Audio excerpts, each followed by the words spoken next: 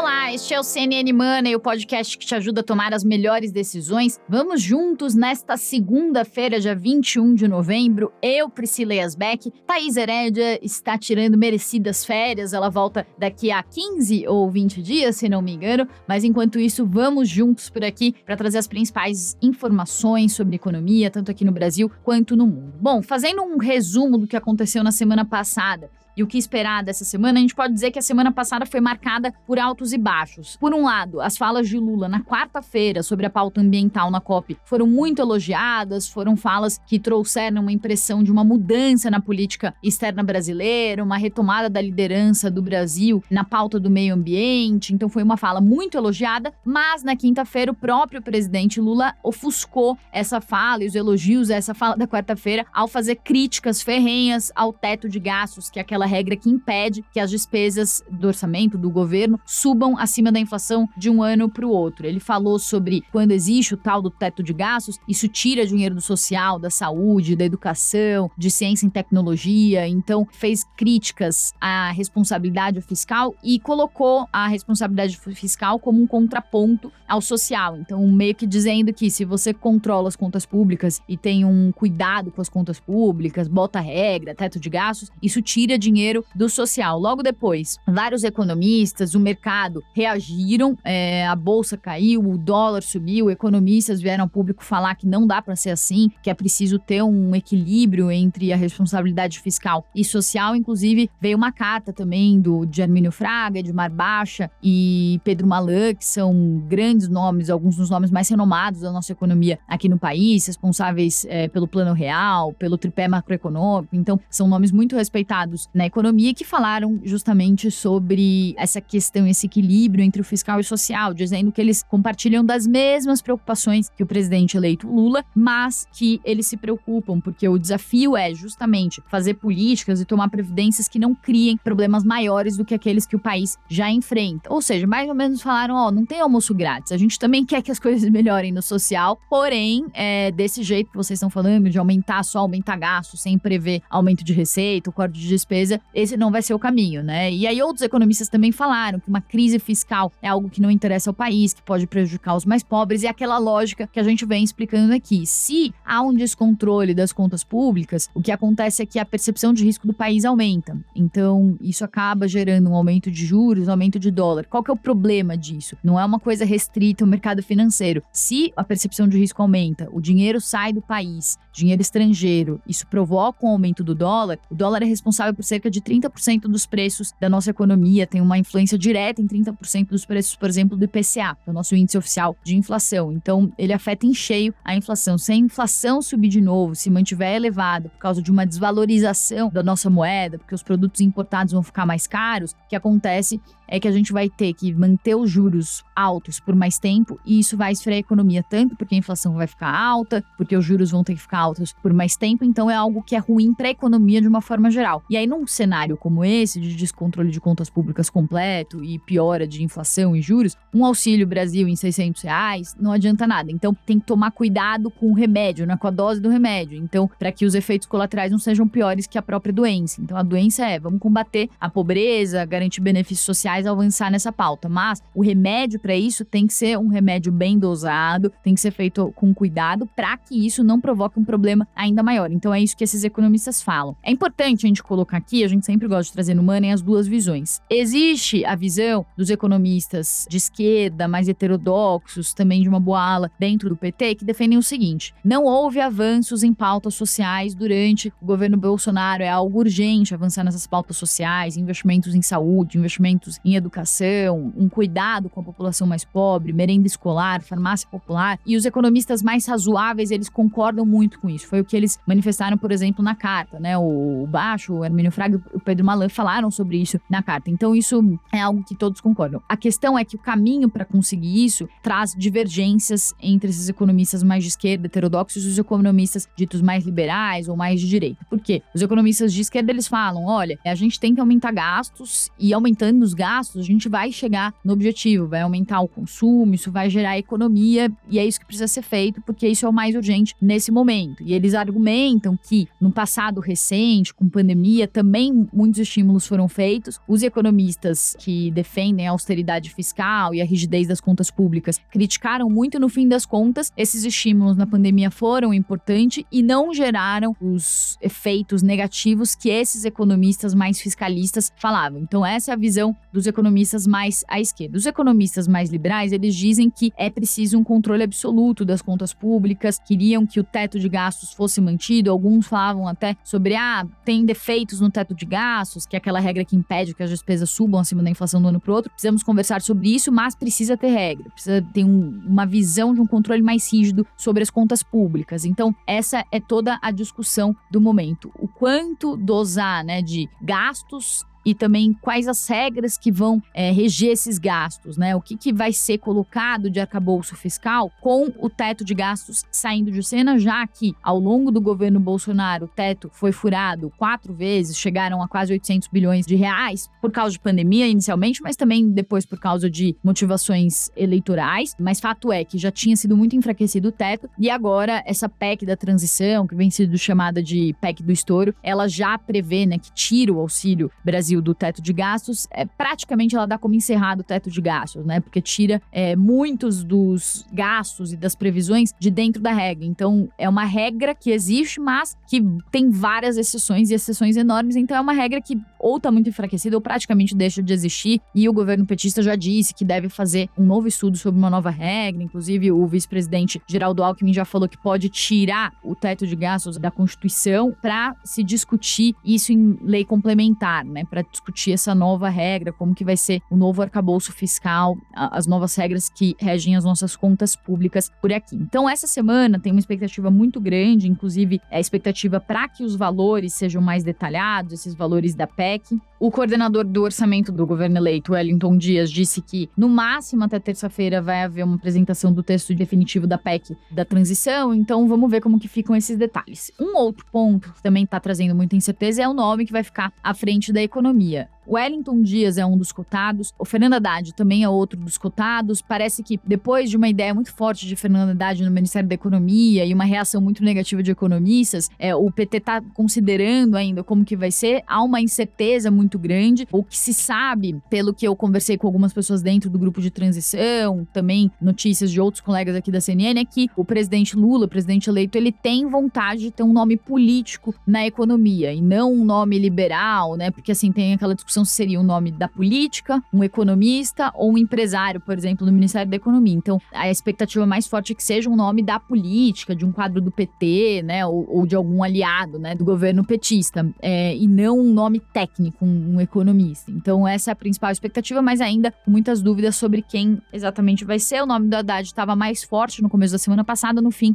um pouco mais fraco. Surgiu também o nome de Wellington Dias, a ver quem que fica, então, à frente do comando da economia. Isso está gerando muita incerteza, mas também, dependendo do nome que for definido, pode gerar ainda mais pessimismo, Pode dissipar a incerteza nesse sentido, mas gerar mais pessimismo sobre como que vai ser o rumo das contas públicas por aqui. E a gente mostrou no Money de hoje uma perspectiva, a gente já tinha mostrado a perspectiva da XP sobre endividamento público com a PEC da transição em 200 bilhões de reais, também com aumento do salário mínimo, e aí fica a instituição fiscal independente do Senado também traçou projeções e mostrou que a dívida pública deve subir dos atuais 76,6% do PIB para 79,5% do PIB em 2023 e deve seguir numa trajetória ascendente até bater 95,3% do PIB em 2031, se a PEC for aprovada do jeito que está caminhando, com aumento dos gastos, sem contrapartida de aumento de receita e sem corte de despesa. E o que eles mostram também é que para que a dívida pública ficasse estabilizada em 76,6%, era preciso que as contas públicas tivessem um saldo positivo, um superávit primário médio de 1,5% do PIB. Mas a projeção da IFE também é de um déficit, ou seja, de um resultado negativo das contas públicas de 1% do PIB no período de 2023 a 2031. Inclusive o Mansueto Almeida, ex-secretário do Tesouro, que agora está no BTG, ele tinha falado na semana passada sobre a PEC da transição, fez um post que repercutiu bastante falando justamente isso, que ele tem uma previsão de que haja um déficit de 2% do PIB e que se isso de fato se concretizar, concretizar, se a PEC da transição caminhar nesse sentido de um gasto além do teto de 200 bilhões de reais por ano,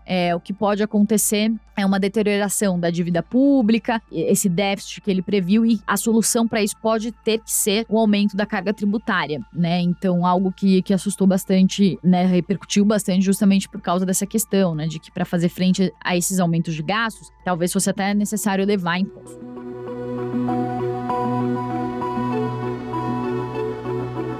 Mudando de assunto, no fim de semana, uma outra notícia importante foi a eleição de Ilan Goldfein para a presidência do BID, do Banco Interamericano de Desenvolvimento. Vou falar um pouquinho sobre o que é o BID, para a gente entender aqui a importância dessa eleição, e também um pouco sobre essa presidência de Ilan Goldfein, o que é esperado. Então, primeiro falando sobre o BID é o Banco Interamericano de Desenvolvimento, então é um banco que financia projetos para países da América Latina e também para o Caribe. Ele é formado hoje por 48 membros, que não são só países da América, obviamente, mas tem também 16 países europeus e 4 países asiáticos fazem parte, inclusive China, Estados Unidos também é um dos membros mais importantes, porque é o que faz os maiores aportes para o banco. O banco, ele funciona a partir dos aportes que são feitos, então esses países membros, eles fazem aportes, e aí alguns países fazem mais aportes que outros, como é o caso dos Estados Unidos. Então, os Estados Unidos, por exemplo, tem um poder de voto de 30%. Depois, os países que têm mais poder de voto na sequência são Brasil com 11% e a Argentina com 11%. E por que é isso importante? Porque houve um aval, então, dos Estados Unidos para essa candidatura brasileira. O Brasil tinha apoiado o antigo candidato, o antigo presidente, que era o Maurício Claver Caroni, que saiu em setembro, depois de uma polêmica, depois de uma investigação que concluiu que ele teve um relacionamento com uma funcionária e que autorizou aumentos de salários para essa funcionária. Então, ele saiu em setembro, e aí foram convocadas essas novas eleições, e daí agora, né, depois que o Brasil deu apoio aos Estados Unidos,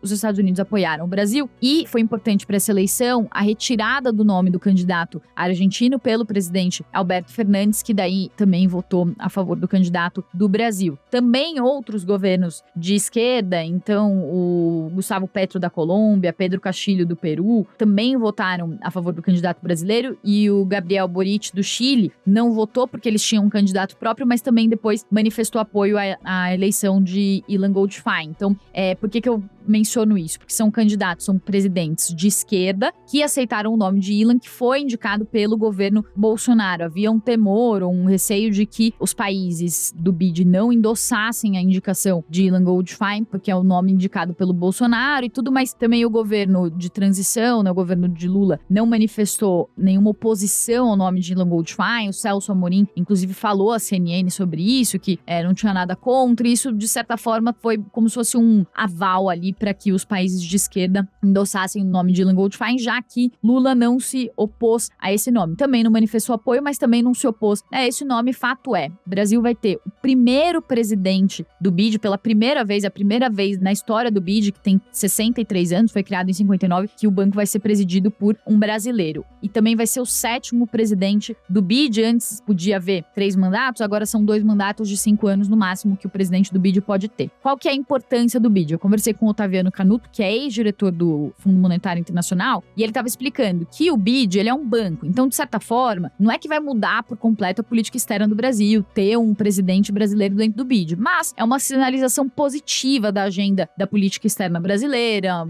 traz o Brasil para a pauta internacional mais uma vez, destaca a posição do Brasil lá fora, mas também não é algo que muda muito a nossa política externa. Por outro lado, ele também destacou, o próprio Ilan Goldfein falou com a CNN sobre isso, que ele tem uma pauta que converge também com a pauta do governo Lula, que é uma pauta de combate à fome, de cooperação entre os países membros, de crescimento com inclusão social, tudo isso. E o banco tem um orçamento de cerca de 20 bilhões de dólares para os países que fazem parte, inclusive com um foco maior para aqueles países que são menos avançados. Então, isso pode gerar ali um investimento na região, e também pode gerar um destaque maior do Brasil como uma liderança dentro da América do Sul, que é algo que o governo Lula lá atrás tinha como uma das suas prioridades. Então isso pode ajudar também o governo, quem sabe, a fortalecer essa sua imagem, né? Ainda com uma presidência brasileira do BID, talvez trazendo mais financiamentos para os países da região. Então é algo positivo para a nossa política externa, e destaca ainda mais o Brasil, que está buscando justamente isso, né? Lula lá na COP27 falou sobre fazer uma cúpula nos estados da Amazônia.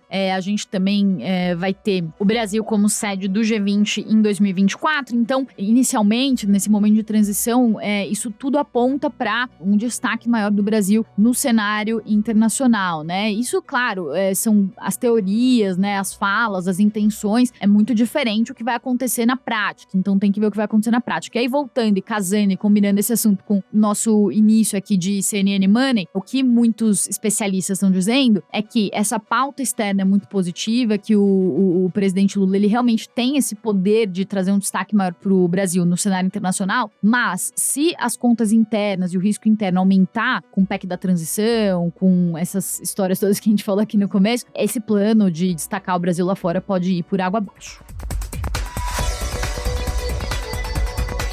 E aí, pra gente finalizar aqui o nosso CNN Money de hoje, vamos falar sobre a abertura dos mercados globais, todas as bolsas abrindo em queda, ou majoritariamente em queda, depois que a China anunciou um avanço de casos de Covid, então com lockdown em um distrito de Pequim, também em Guangzhou, então novos lockdowns acontecendo na China, isso trazendo uma preocupação muito grande sobre desaceleração da economia global, redução de demanda. A China é a segunda maior economia do mundo, então isso, por exemplo, já estava derrubando os preços do petróleo, que estavam na mínima em 2 meses. O petróleo do tipo Brent, referência aqui para o nosso mercado, chegou a cair de cerca de $94 no começo da semana passada para $87 agora. Claro que isso é positivo em termos de inflação, né? A gente escuta e fala, mas isso é bom. Porém, traz aquela perspectiva de redução da demanda. Então, uma redução da inflação por causa de redução da demanda, né? Então, é algo preocupante. A China, nosso principal parceiro comercial, se de fato esses lockdowns aumentarem na China e a política de Covid-0 se mantiver, isso já vinha trazendo uma perspectiva ruim para o Brasil, né? E pode piorar ainda mais, trazer mais desafios à frente. Nessa semana também,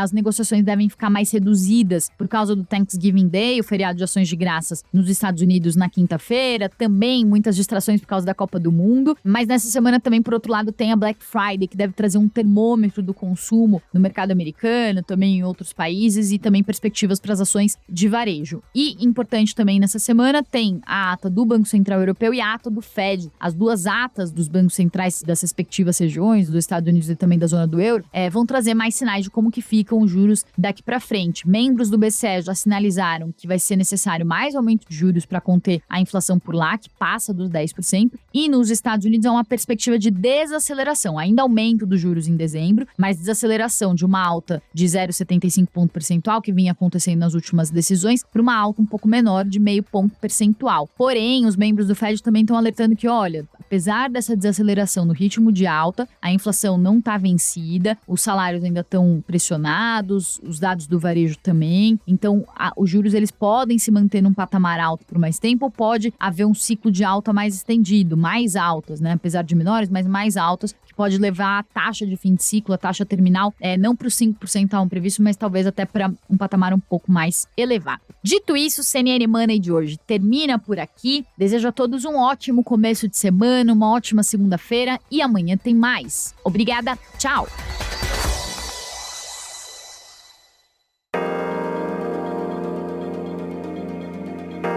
Com apresentação, pauta e coordenação editorial de Priscila Yasbeck, este podcast é produzido pela CNN Brasil com edição da Maremoto. Produção, Larissa Coelho e Fabrício Julião. Edição e sonorização, Felipe Gomes. Coordenação técnica, Paula Weinberg e Felipe Gomes. Coordenação de produto, Verônica Schneider. Você também pode ouvir o CNN Money no site da CNN Brasil. E aproveite para conhecer os nossos outros programas em áudio. Acesse cnnbrasil.com.br/podcasts.